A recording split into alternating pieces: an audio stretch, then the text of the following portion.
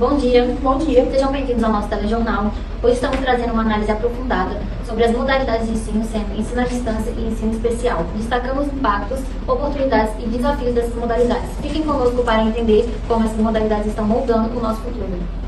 Essas modalidades de ensino à distância e especial são abordadas na LDB, que é a Lei de Diretrizes e Bases para a Educação, Lei número 9.394, de 20 de dezembro de 1996. E eu vou trazer alguns artigos, tanto sobre a especial, como sobre a educação à distância. No artigo 58, nós temos um pouco do que é a educação especial. A educação especial é uma modalidade de educação escolar, oferecida preferencialmente na rede regular de ensino, para educandos portadores de educação especial. No inciso 1º, 2º e 3º, traz alguns direitos que os educandos que têm alguma necessidade especial deve ter um apoio especializado de acordo com as necessidades específicas de cada aluno. E que a oferta de educação especial é dever constitucional do Estado e deve ser feito da faixa etária de 0 a 6 anos de idade, ou seja, durante o ensino fundamental. Já na parte da educação à distância, que é abordado no artigo 80 da LDB, diz que é dever do poder público incentivar o desenvolvimento e veiculação de programas de ensino à distância, em todos os níveis de modalidade de ensino, e deve ser oferecido por instituições especificamente credenciadas pelo MEC. Fiquem agora com a entrevista de Thiago do Vale com a participação de Eleni e Sibeli Batista com a participação de Sinara.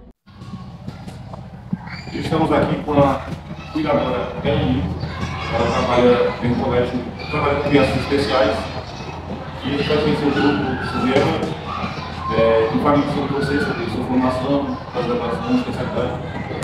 Oi, meu nome é Eleni, eu sou graduada em Pedagogia, pós-graduada em Gestão da Educação Infantil e em Educação Inclusiva pelo Instituto IVA. A gente vai falar aqui sobre a LDB, a Lei de 1994. A gente traz aqui alguns conceitos que falam sobre a educação, incluindo as crianças especiais, como autismo, síndrome de Down, crianças de várias condições. A minha pergunta é, quais as principais modificações na Lei 9.394 da LDB, de 20 de dezembro de 1906, que favorece a inclusão das crianças e jovens que têm algum tipo de deficiência? Essa lei tem 3 artigos, o 58, o 59 e o 60, que cada um tem sua especialidade direcionada à educação especial. Mas o artigo 58, ele estabelece que a educação especial pode ser modalidade oferecida preferencialmente na rede regular, no ensino regular. Que a criança tem direito à educação inclusiva dentro e fora da escola. Essa está assegurada pelo Estado, pelos municípios. E também tem as suas especialidades, os seus especialistas que devem estar disponíveis a atendê-los caso venha precisar. Caso a criança não venha se adaptar ao ensino regular da escola, o especialista em outro ambiente está preparado para receber e atender de acordo com a sua necessidade. A lei também favorece a questão dos benefícios, inclusive do abafadores de áudio, que eles são beneficiados, ou também com as carteirinhas que os autistas estão recebendo em alguns municípios. E diante da sua prática com a educação especial, quais os principais desafios enfrentados na escola? Hoje ainda temos vários, não era para existir, mas a gente sabe que existe, principalmente a inclusão dentro da sala de aula, nos ambientes próprios, salas pequenas, quantidade de crianças enormes na sala de aula, espaços onde não dá segurança apropriada para a criança, de acordo com a sua necessidade, e também tem a questão da inclusão das atividades, tanto para ele como para os outros, que não pode ser a mesma atividade, tem que ser uma atividade diferenciada. Em algumas escolas a gente ainda vê essa dificuldade. O professor planeja para a sala toda de modo geral, esquecendo que dentro da sala existem crianças que têm suas necessidades especiais e as atividades também têm que ser direcionadas e diferenciadas para essas crianças. Você já participou de alguma formação, como curso, palestra, voltado ao trabalho com o público de educação especial? Se sim, como sobre algum deles? Sim. No último agora eu participei de uma formação especialmente para autistas, dedicada ao autismo, que tem uma caracterização e sua mobilidade, E todo dia a gente aprende um pouco diferente. E nesse curso a gente aprende mais ainda, que o conhecimento nunca é o suficiente. Quanto mais você aprende, mais você tem que procurar aprender mais, principalmente nesse mundo dos autistas. Que autismo não cura, mas de acordo com os especialistas, as intervenções pedagógicas, as intervenções das pessoas que são especialistas dentro do assunto, a criança pode vir aprender a se socializar melhor de forma mais fácil dentro e fora da escola. O objetivo é esse, inclusão, não só em casa, mas onde a criança esteja, que a criança se encontre, que ela venha se sentir bem e venha se sentir apoiada, abraçada no ambiente que ela está inserida. Aqui também diz que o autismo é um transtorno de desenvolvimento neurofísico, tem um afeto de comunicação, de interação social no meio do comportamento. O comportamento dele vai mudando de acordo com o ambiente que ele está inserido. Na escola ele tem um comportamento diferente, em casa e também lá fora, na igreja, na comunidade onde ele está. De acordo com o ambiente onde ele está, o comportamento dele vai mudando de acordo com esse ambiente. E você, quando era criança autista, você percebeu desafio, evolução, acompanhando? Sim. A gente começou agora em fevereiro, né? Trabalhar com essa criança que é autista. E a gente já pode ver ao longo desses 2 meses, né? Pode crescer esse mês, e a gente tem um pouco de evolução. Eles são muito inteligentes, né? Quando você diz que não pode, da segunda vez, ele olha para você, ele encara com você como quem diz assim, eu vou tentar, eu vou arriscar, eu vou fazer. Entendeu? Eles têm esse desafio, que ele olha para você no olho, como quem diz, eu vou ver se dá certo, eu vou tentar.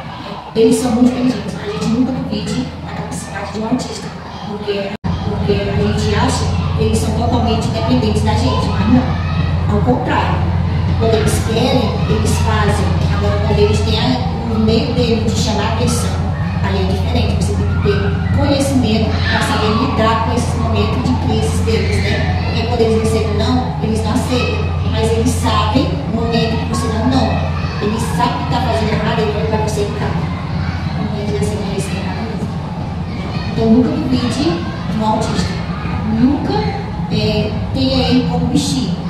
Gente, não é bicho, é gente. E autista, ele não tem cara de autista, como diz a música que foi lançada agora, né? Ele é uma criança normal igual as outras, só que ele tem suas especialidades diferenciadas, precisa mais um pouco de atenção. Obrigado pela participação e voltamos ao estúdio. Deixa eu falar do Ian, vamos para o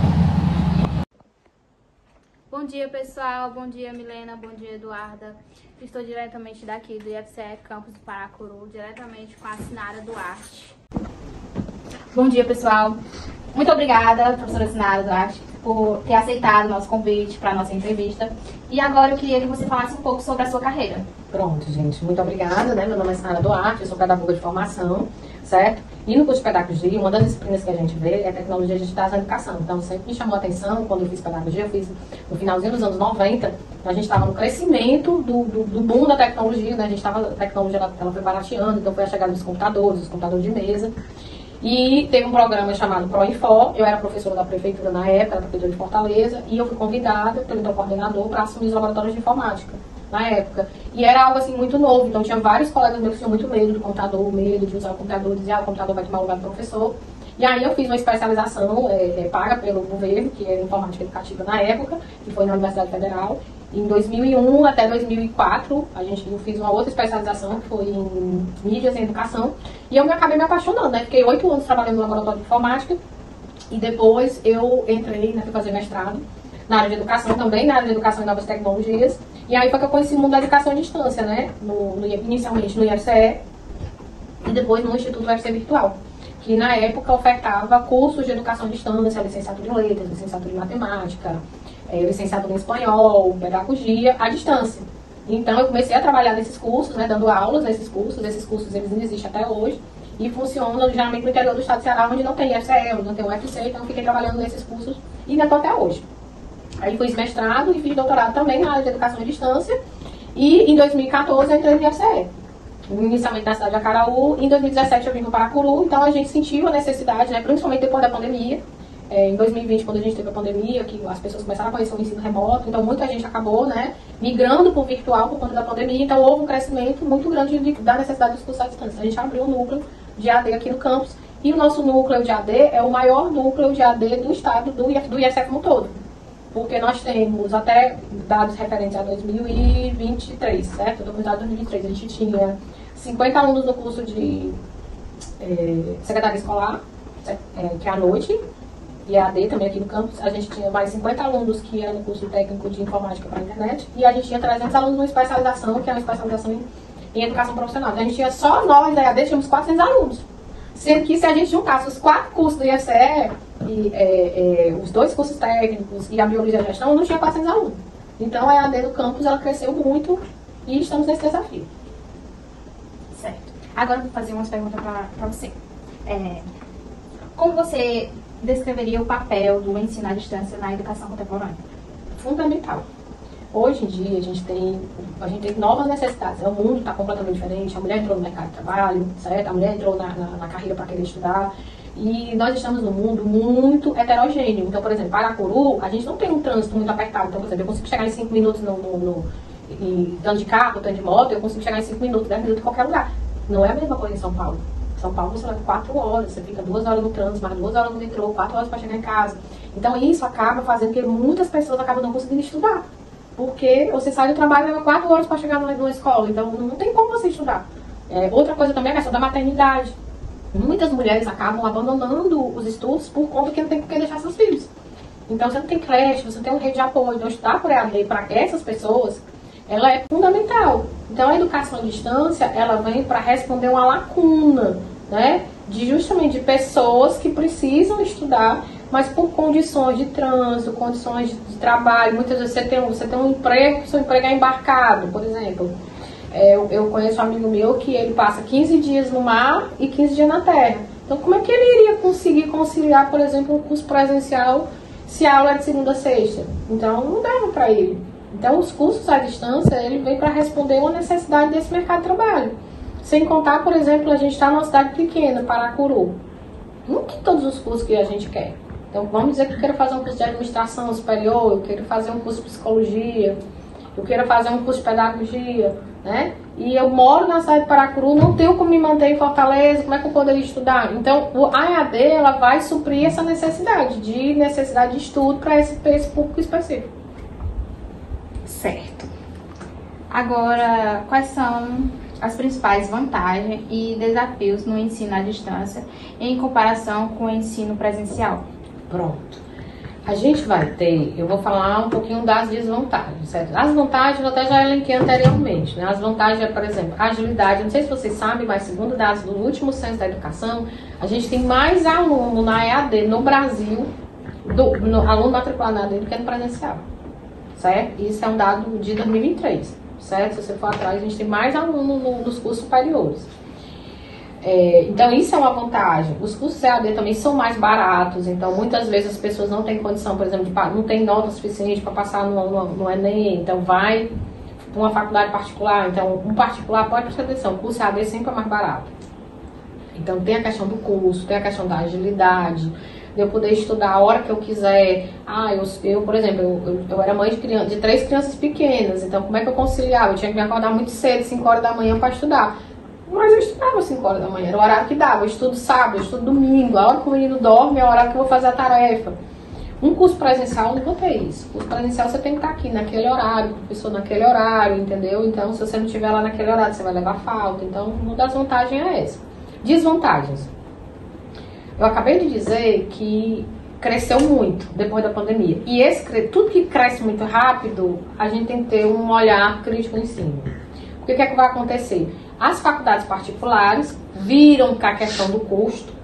Então, o que aconteceu? Barateou, mas em compensação a qualidade também caiu. Então, nós vamos ter cursos de qualidade duvidosa, certo? Cursos que não tem professor, cursos que não tem encontros presenciais, cursos que não tem material didático. Então, assim, muitas vezes o aluno se sente solitário, abandonado. Eu mesmo estou fazendo um curso EAD agora de ledor para uma instituição, para não dizer o nome, tá? E o curso simplesmente, para mim, é uma droga. Por quê? Porque não tem professor, não tem bate-papo. É um texto para ler e um exercício para responder. Isso não é aula, gente. Isso não é um EAD que a gente considera de qualidade, certo? Então, existe sim essas instituições que ainda usam a EAD como uma estratégia de marketing para conseguir dinheiro, né? Ou seja, mercantilizando a educação. Então, a gente não pode fazer de conta que isso não existe, certo?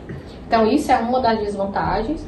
Outra desvantagem é a falta de hábito do nosso aluno brasileiro de estudar mesmo. A gente sabe, vocês acham que vocês são jovens, sabem o que eu estou falando, a gente só estuda se tiver prova. Se não tiver prova, O professor não obrigar a dizer assim, amanhã tem uma prova, você pega o livro para estudar. A gente não tem o hábito de ler, a gente não tem o hábito. Então, para EAD, o aluno tem que ter muita autonomia, tem que ter muita boa vontade, porque ele está sozinho em casa.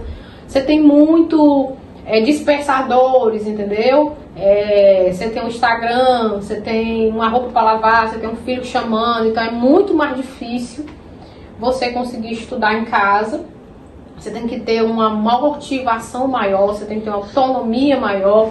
Isso não deixa de ser também uma vantagem, porque os meus alunos da EAD que conseguem chegar até o curso, até o final, eles são pessoas extremamente focadas. A gente percebe que são pessoas que justamente elas têm essa capacidade de dizer assim, não, eu vou focar nisso aqui, eu vou estudar, eu vou conseguir terminar até o final. Então ele acaba desenvolvendo essa habilidade, essa autonomia, o que o aluno do presencial muitas vezes ele não tem. Muitas vezes a gente vê muito isso. Eu, por exemplo, sou professora aqui do presencial e eu sinto muita dificuldade com as leituras. Eu mando os alunos ler quando eu chego na aula, professor, eu esqueci, professor, não tive tempo, professor, eu não li. Na EAD não dá para fazer isso. Na EAD você tem que ler porque a atividade está vinculada à leitura do texto. Então você tem lá, vamos produzir um mapa mental, vamos produzir um resumo, vamos responder o questionário, em cima do texto, não é obrigado a ler. Então, você tem, por um lado, é uma vantagem, por outro lado, é uma desvantagem. Então, outra coisa também, que eu também considero uma desvantagem, é a baixa inclusão digital brasileira. Então, a gente tem muita evasão nos nossos cursos à distância, porque o aluno diz assim, professora, eu não sei onde é que envia. Eu não consigo, como é que faz o mapa mental? Como é que usa o Google Meet? Como é que usa o Moodle? A senhora está falando palavras que eu não sei o que é. Então, a gente percebe muito isso, que o brasileiro tem uma baixa, às vezes até enviar um vídeo, eles têm muita dificuldade, às vezes eu não sei enviar um vídeo, onde é que envia? Então essa questão da baixa inclusão digital, né, das pessoas terem dificuldade com as próprias tecnologias, e são jovens, a maioria dos nossos alunos da EAD são jovens, tem 20, 24 anos, que não deveriam ter dificuldade. Porque é uma geração que está com o celular na mão, dorme com o celular, vai almoçar com o celular, vai tomar banho com o celular na mão, não era para ter dificuldade. E a gente percebe que eles têm dificuldade até de enviar um e-mail, certo? Por outro lado, não deixa de ser uma vantagem, porque a gente precisa, né? O aluno da EAD, ele acaba tendo que obrigatoriamente aprender a fazer. Ele aprende a produzir um vídeo, ele aprende a fazer um podcast, ele aprende a fazer um slide, um canvas. Então, porque ou tu aprende ou tu não faz teu curso. Entendeu? Então, tudo na vida você tem os dois lados.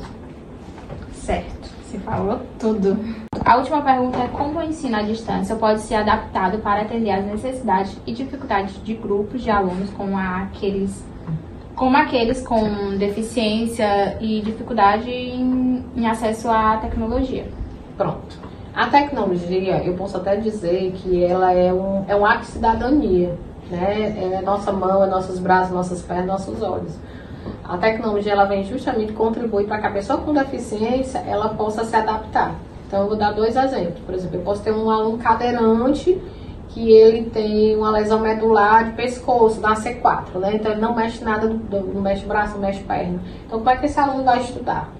Usando um leitor de tela, usando um aplicativo que ele possa, pelo olhar, ele consegue abrir, ele consegue escrever, ele consegue falar, ele consegue fazer qualquer coisa com o aplicativo.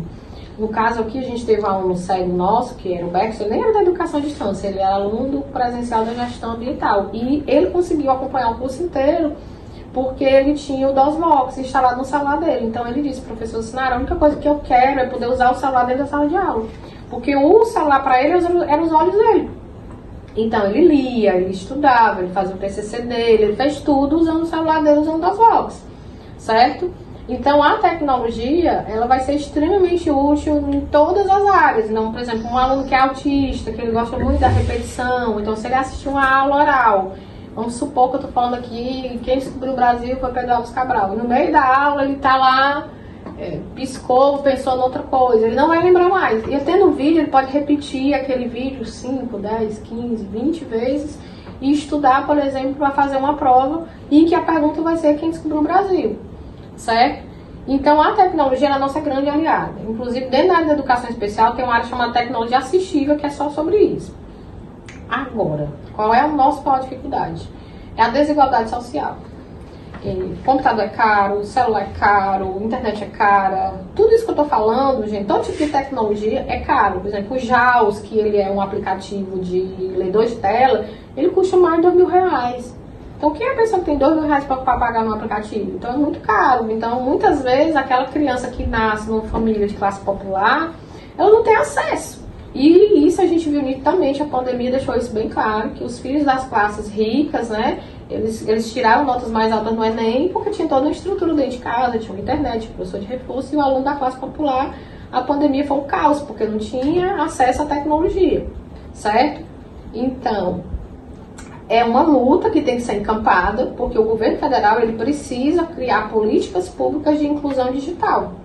Então, baratear os custos de internet, distribuição de tablets, o acesso a laboratórios de informática, se a gente não tem computador, abrir os laboratórios de informática, aqui a gente tem 2 laboratórios de informática, abrir laboratório de informática para que os alunos possam usar os computadores do campus, zerar imposto para compra de computador, né? Não sei se vocês sabem, gente, mas ele é importado. Então, a maioria dos notes de tecnologia, a gente não produz nacionalmente, ela vem importada. Então, o imposto de importação é quase 100% do valor do preço.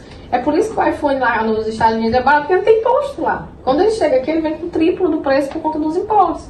Então, precisamos criar uma frente de trabalho para que para a educação, para tudo que for feito para a educação, para a inclusão da pessoa, seja com deficiência ou seja sem deficiência, tenha um custo mais barato. Então, é uma briga que a gente precisa encampar, certo? Então, espero ter te ajudado. Certo, muito obrigada por ter aceitado nosso convite, né, para essa entrevista. E é isso, pessoal. Obrigada. Obrigada pela participação e até mais. Acabou.